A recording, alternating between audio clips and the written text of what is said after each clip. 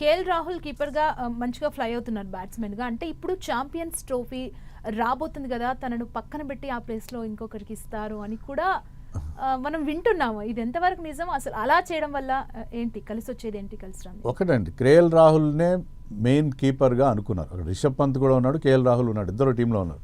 కానీ ఎప్పుడైతే ఈ సిరీస్లో 2 మ్యాచ్లో కేఎల్ రాహుల్ ఆడించారో మన టీమ్ మేనేజ్మెంట్ ఉద్దేశం మనకు అర్థమైంది. ఏంటంటే KL Rahul is there first choice. So KL రాహుల్తోనే వెళ్తారు వాళ్ళు కీపర్గా అని అర్థమైంది. కానీ అయితే కేఎల్ రాహుల్కి బ్యాటింగ్ విషయంలో మరీ ఎక్కువ లేట్గా 6లో 7లో పంపిస్తే అది అతనికి అస్సలు సూటబుల్ కాదు. అతను నెంబర్ 5లో బాగా ఆడతాడు.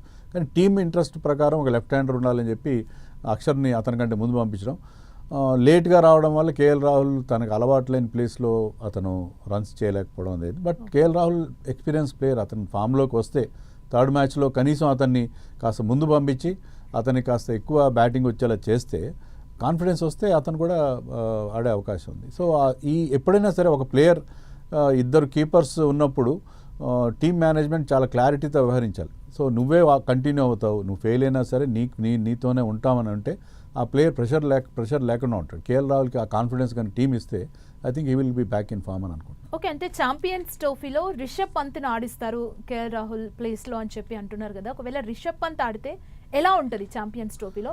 రిషబ్ పంత్ ఎక్స్పీరియన్స్గా అనాలిసిస్ ఎలా చేస్తారు? రిషబ్ పంత్ ఆడితే బాగానే ఉంటుంది. కానీ రిషబ్ పంత్ రికార్డు కనుక మనం చూస్తే వన్ డేస్లో అంత గొప్ప రికార్డు లేదు.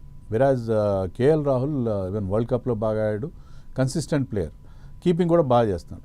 సో మెయిన్గా రిషబ్ పంత్ కంటే కూడా KL Rahul better candidate. Rishabh Pant కొన్ని అడ్వాంటేజ్ అనేది left hander. So left hander కాబట్టి అతను కాస్త కౌంటర్ అటాక్ చేయగలుగుతాడనే ఉద్దేశం తప్పిస్తే ఐ థింక్ ఈ లాంగర్ ఫార్మాట్లో కేఎల్ రాహుల్ అంటే కన్సిస్టెంట్ ప్లేయర్ ఉంటే ఒకవేళ ముందు కనుక వికెట్లు పడినా సరే ముందు ఉన్న బ్యాట్స్మెన్ అతను తర్వాత పరిస్థితి చక్కదిద్దే పరిస్థితి ఒక అవకాశం ఉంటుంది.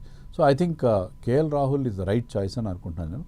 టీం కూడా అదే ఉద్దేశంతో వెళ్తున్నారు. రిషబ్ పంత్ అనే ఒక ఆప్షన్ ఉంటుంది. But I think first choice KL Rahul మాత్రమే ఉంటాడని చెప్పి మనం ఎక్స్పెక్ట్ చేయొచ్చు. అది అతను కూడా కన్వే చేయాలి.